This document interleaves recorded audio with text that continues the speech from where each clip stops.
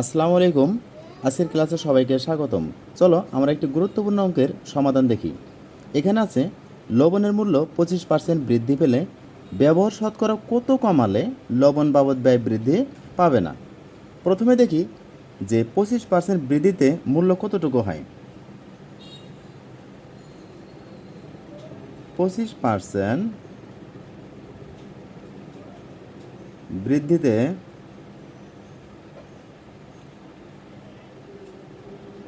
লবণের মূল্য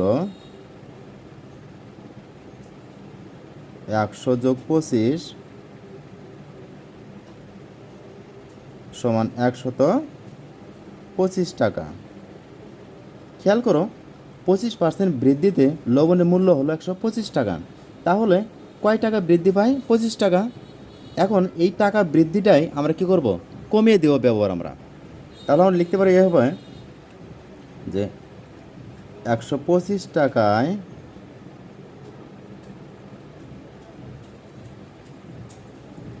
লবণের ব্যবহার কমাতে হবে 125 টাকায় লবণের ব্যবহার কমাতে হবে কত টাকা? 25 টাকা। তাহলে আমরা পূর্বের মতোই কিন্তু অবস্থায় যেতে পারবো, অর্থাৎ ব্যয় বৃদ্ধি পাবে না। অতএব 1 টাকায় লবণের ব্যবহার কতটুকু কমাতে হবে? কম। তাহলে 25 ভাগ হলো 125 টাকা। এখন তারা বলছে কি শতকরা কত কমাতে হবে? শতকরা অর্থ 100 টাকায় লবণের ব্যবহার কমাতে হবে।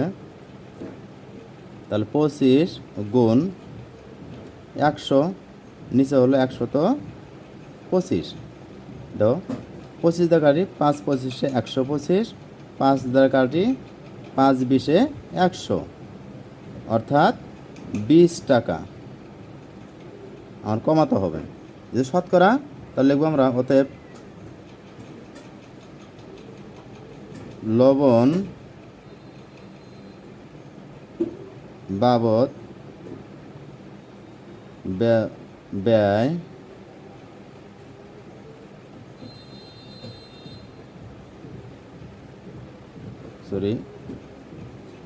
ব্যবহার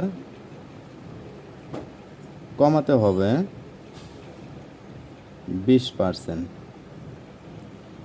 আরেকটা জিনিস লক্ষণীয়, যদি কখনো দেখো পরীক্ষার মধ্যে কি আছে 25%, তাহলে ধরে নেবে ওখানে উত্তর হবে 20%। কখনো যদি 20% থাকে তাহলে উত্তর হবে 25%। তো আশা করি যে বুঝতে পারছো।